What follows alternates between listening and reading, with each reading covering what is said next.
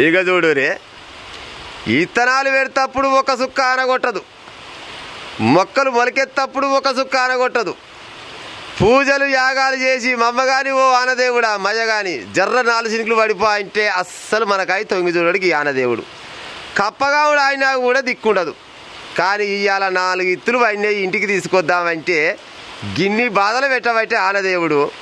ఆనదేవుడా దయ్యమన్న ఇసిపెట్టే కాలం అయింది, కానీ నువ్వు మాత్రం ఇసిపెట్టే కాలం లేదు. ఈ మోంద తుఫాను పాడైపోను, ఈ మోంద తుఫాను రైతులను బొందబెట్టే కాలం వచ్చింది తప్పితే ఏమి లేదు. వ్యవసాయం చేసి చేసి ఎడ్లు అలసిపోయే, అరకలు పట్టిన రైతులకు ఆయుసు తగ్గబట్టే. దేవుడా మమ్మగాని ఇకనన్నా సాలించే ఉపాయం చేయరాదు. ఆనలు కొట్టగా కావాలన్నప్పుడేమో పట్టణాలల్లా ఏం కొట్టినా కొడతాయి, ఆనలు పాడైపోను.